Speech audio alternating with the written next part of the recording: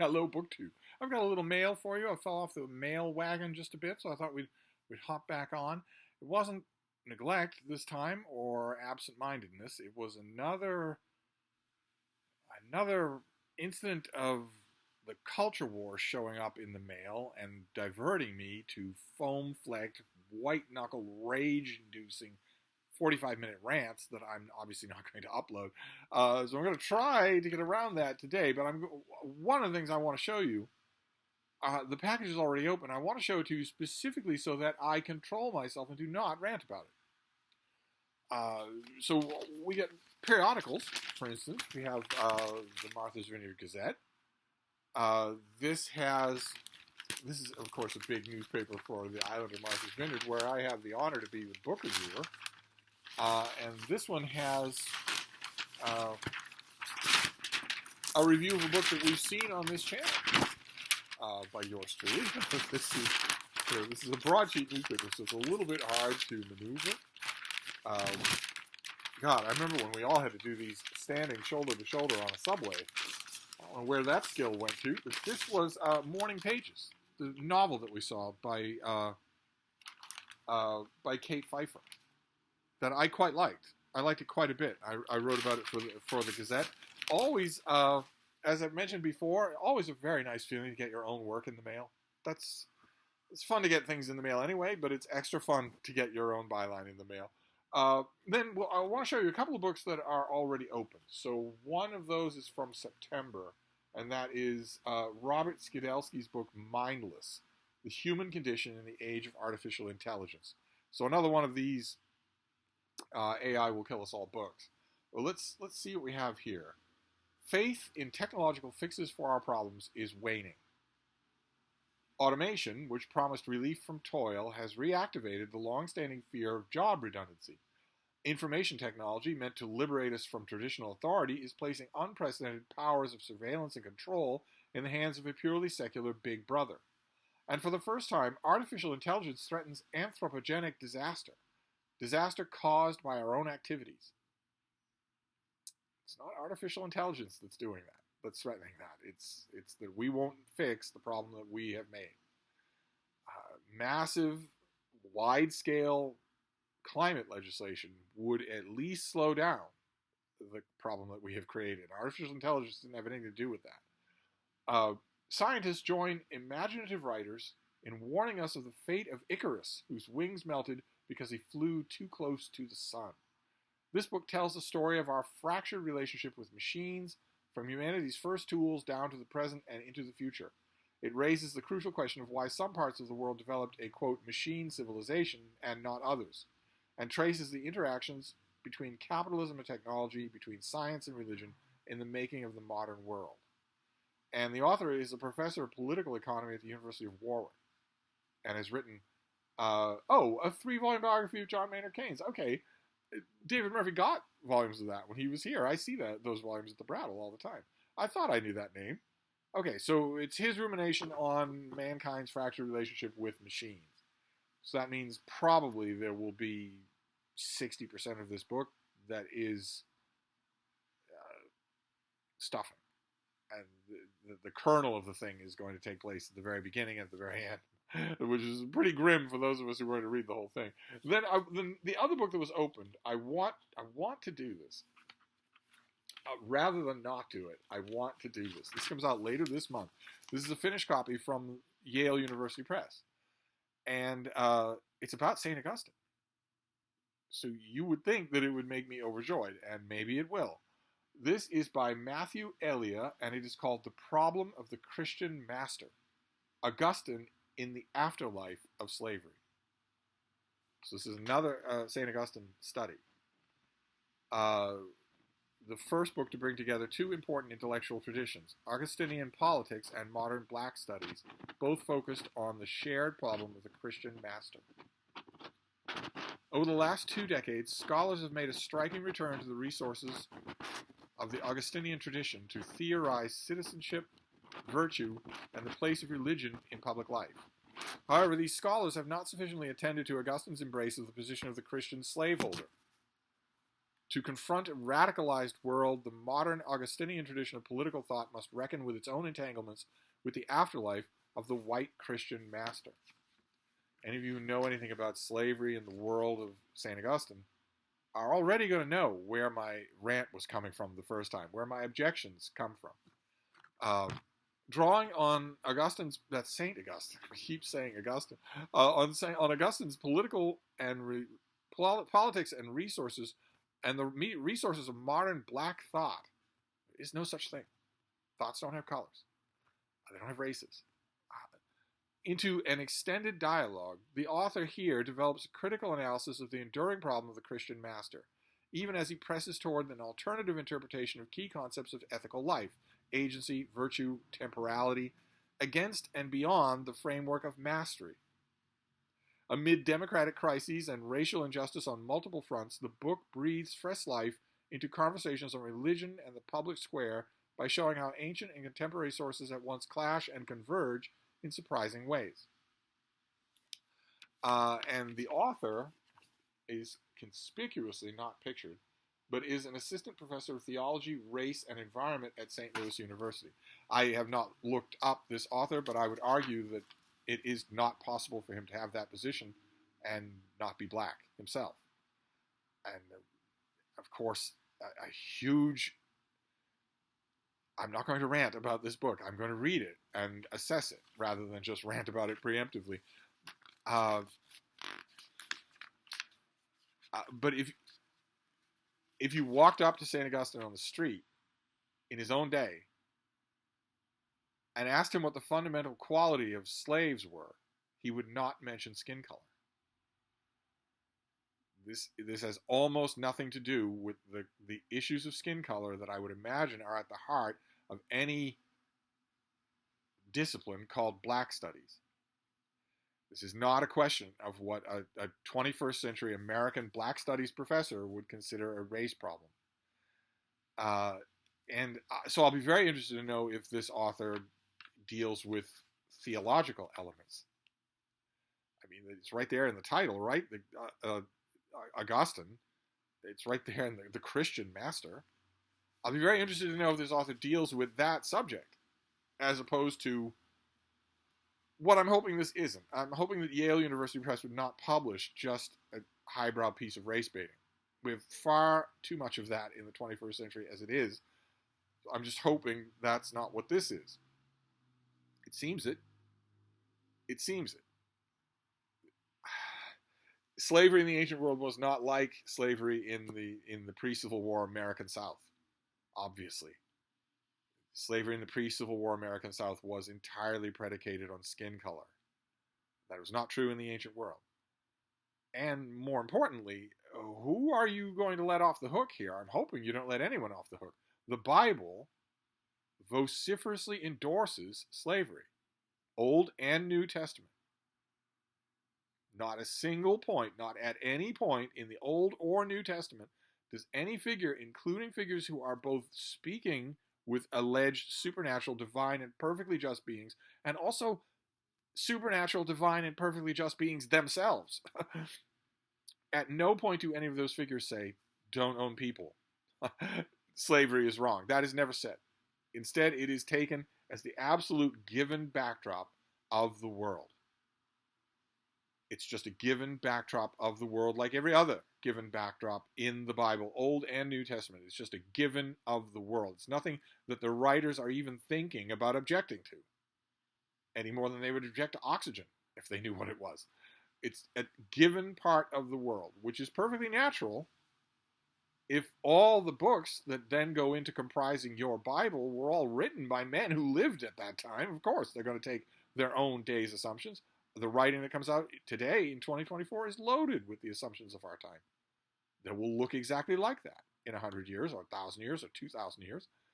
The only way you run into trouble is if you say that the Old and New Testament, that any of it, is somehow inspired or ghostwritten or whatever by a supernatural, perfectly just, omnipotent being who transcends time periods. The minute you start hinting at any of that, you run into trouble, because the texts in the Bible look exactly like the attitude of their day. without any attempt to improve on that attitude at all.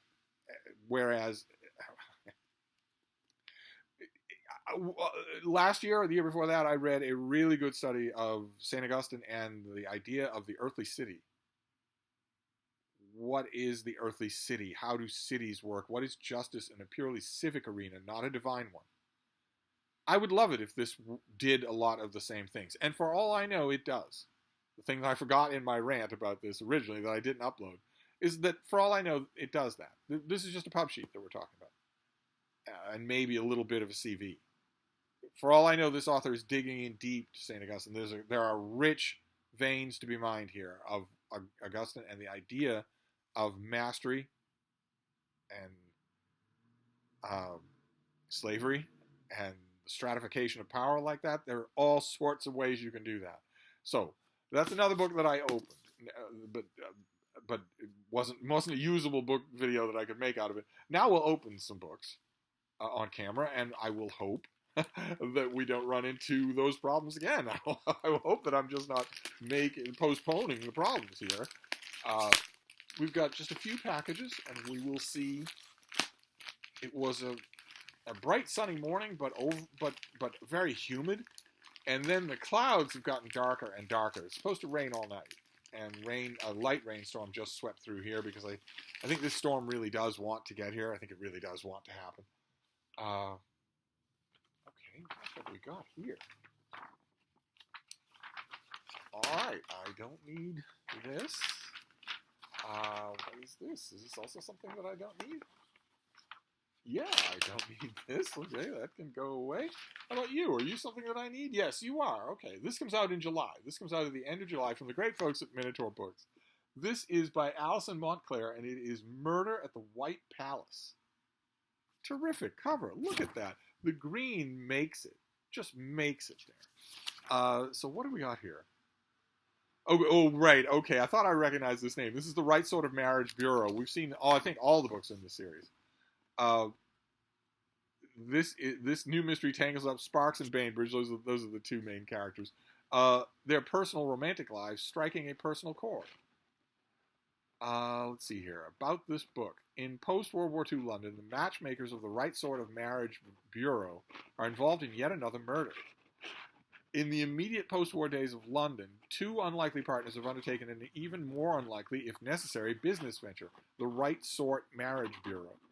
The two partners are Miss Iris Sparks, a woman with a dangerous and never-discussed past in British intelligence, and Mrs. Gwendolyn Bainbridge, a genteel war widow with a young son entangled in a complicated aristocratic family. Looking to throw a New Year's Eve soiree for their clients, Sparks and Bainbridge scout an empty building, only to find a body contained in the walls. What they initially assume is a victim of the Blitz is uncovered instead to be a murder victim, stabbed several times. Great. These are terrific. These Right Sort Marriage Bureau novels are terrific. So very, very glad to have this. Comes out in July, so it's not a pressing temptation.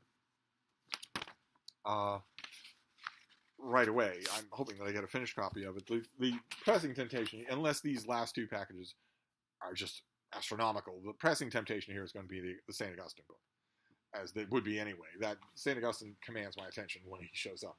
But let's see what these other two are, and hope that they do not arrest the video. We'll hope for that.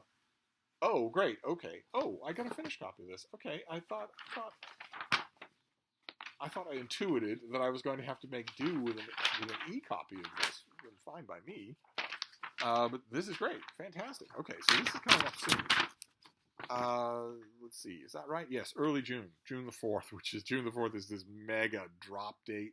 Every book in the world is coming out on June the 4th for whatever reason. This is by Patrick Nathman, and it is called The Future Was Color. Something for the gays. Got something for the gays. You got to have something for the gays. As a Hungarian immigrant working as a studio hack writing monster movies in 1950s Hollywood, George Curtis must navigate the McCarthy-era studio system filled with possible communists and spies, the life of closeted men along Sunset Boulevard, and the inability of the era to cleave love from persecution and guilt. But when Madeline, A famous actress offers George a writing residency at her estate in Malibu to work on the political writing he cares most deeply about. His world is blown open. Soon, Madeline is carrying George like an ornament into a class of post-war LA society ordinarily hidden from men like him. What this life hides behind, aside from the monsters on the screen, are the monsters dwelling closer to home. This bacchanalia covers a gnawing hole shelled wide by the horror of the war they thought they'd left behind and the glimpse of an atomic future. I'm getting the impression that the author wrote this pub sheet. I'm not saying that's a bad thing, but I don't think a publicist would write like this. It's here that George understands he can never escape his past as Georgi, the queer Jew who fled Budapest before the war and landed in New York all alone a decade prior. Okay. Spanning from sun-drenched Los Angeles to the hidden corners of working-class New York to a virtuosic climax in the Las Vegas desert.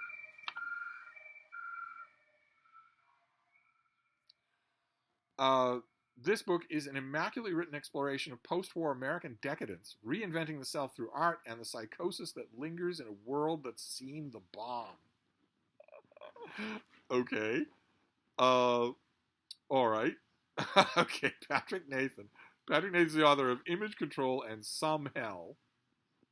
And Some Hell was a finalist for the Lambda Literary Award. And his stuff, his short fiction and essays have appeared in the New Republic, American Short Fiction, Gulf Coast, The Baffler, and elsewhere, and he lives in Minneapolis. And in his author photo, he is not wearing a shirt. Okay. I believe not in LA, but in the Deep South, I believe the phrase is, bless your heart. All right, great, fantastic. A slim novel. What did I say? This comes out in June? Yeah, it's June the 4th. Okay, let's make that nice and front and center so I can see that when I open this thing. I don't think that nudges its way past St. Augustine. I doubt it. And then we'll do this last one here. It's light as a feather, tiny as could be. Probably a little waif of a thing. Too tired to fly back home. Let's see what this last one is here. Oh, great. Okay, fantastic. This is the folks at the New York Review of Books. I'm getting some of their books now, which I never did, which is fantastic. I also complained about their books forever and ever for two reasons. Those of you who don't know the New York Review of Books, they're a very, very ambitious and gigantic by now reprint concern. And not just the usual stuff, but great old stuff. Stuff that they have to go and find the copyrights, pay the appropriate people, give it new cover stuff, haul in a new introduction. Just wonderful. And I've objected to these things you'd think I wouldn't have any objections, but I've objected for two reasons. One is that they always pick books that I'm not interested in, which is fine. That's fine. The other is that in the early years, a lot of them, the books themselves seem poorly made. Type of cheap cover that curls up in any kind of weather. You basically have to keep it wedged between two other books on a shelf. But that has not been true in the last 10 or 15 books that I've seen from them. And it didn't seem to be true in this one. This is a new translation of The Singularity by Dino Buzzati. And the translation is by Anne Milano Appel, who did M. Son of the Century that I loved so much. Fantastic. Skinny little thing. The pub date is June the 4th. Dino Buzzati's The Singularity is a visceral story about technology and love. The author is a writer of great range, from Kafkaesque interrogations into military hierarchy and endless standby, tales of infatuation and rejection, and even an early graphic novel adaptation of the myth of Orpheus and Eurydice. In this book, he ventures into the world of sci-fi, presciently imagining in 1960 a large electronic machine of human-like consciousness. Anne Milano Appel's new translation, the first since 1961, good Lord, reintroduces an inventive book that shows the risk of introducing mortal desires and jealousies into the manufactured mind of a powerful computer. The book begins with Ermanno Ismani, a soft-spoken university professor of electronics who receives a proposition from the Ministry of Defense: embark on a top-secret mission of vital national interest and extraordinary scientific value at an isolated military base. He agrees, but not for the reasons of courage, patriotism, nor the generous financial compensation the ministry dangles in front of him. The timid Ismani thinks it would be more difficult for him to shirk what had been presented him as his duty than to simply accept the offer. Accompanying him to the experimental camp of the military zone 36 is his wife Elisa, who counteracts Ismani's nervousness and passivity with an air of maturity and decisiveness, despite being 15 years his junior. The project Ismani is contracted to work on remains mysterious. Is he embroiled in a nuclear program? Or is it something even more powerful, something that can think and communicate? This book is a prophetic parable, by turns enigmatic, intense, and romantic, about the connection between mind and technology. Okay, fantastic. Fantastic. Okay, this is a translator that I love, so that's taken out of the equation. I don't need to worry about finding the original of this thing. And it's a book that I haven't read. So kudos to the New Yorker Review Books. Good for them putting me on their list. That's fantastic. Okay, so that is the mail. That was a little bit of a weird. Well, that's not bad. It's what was it? All fiction? No, not all fiction. Everything today, everything from the package is fiction, but the two that I opened before are not. So we have The Singularity by Dino Buzzati, now in a new translation, readily available to a much bigger audience than it had, 70 years ago. The Future Was Color by Patrick Nathan. A novel with a mind-numbing climax in the desert. I'm almost certain that will, in fact, happen. Murder at the White Palace by Alison Montclair. Great murder mystery series that is just ongoing now. We have Mindless by Robert Skidelsky. Not 100% sure, now that I think about it. I've been thinking about that while I've been opening these other books. What is the connection between a guy writing a massive multi-volume biography of an economist and a guy writing this, unless he doesn't know what he's talking about for this? I'll find out. And then The Problem of the Christian Master by Matthew Elliott, a new study of St. Augustine. I think a lot of you will remember how excited I get when those crop up. Because it's always interesting, especially when they're in a relatively mainstream publication. I mean, this is Yale, so it won't be at your retail bookstore. You could order it though, and it will be at your academic bookstore, like the Harvard bookstore, for instance. Will have this probably on a table, probably visible in the store, as opposed to just you ordering it. It's just a question of whether or not it is going to be anachronistic. That is my main question is that. And I did not encounter any opposition in this mail. I encountered a lot of opposition at the Brattle bookshop this morning. I got a lot of books today, as I did yesterday and the day before that. But in terms of the mail, in terms of what I'm reading tonight, The Problem of the Christian Master goes right up there on the list. That gets done tonight, and then the others in their due time. I don't know what the author's going to do. I honestly don't. I guess I'll have to read the book to find out. I don't know what the author's going to do. You can't claim that the subject of slavery in St. Augustine's time was racial. You can't do that. And you also can't claim that the subject of slavery in St. Augustine's time was somehow metaphorical or an illusion. It was rife, it was everywhere, and it was mainly Christians who did it. Because their text endorses it. Their sacred texts endorse it. They are perfectly okay with it. They never forbid it. They never cast doubt on it. There are a lot of hurdles for this book to cross. I'm kind of, now that I'm done ranting about it, I'm looking forward to seeing how it does that. So anyway, I'll wrap this up for now, but I'll be back. Thank you, BookTube.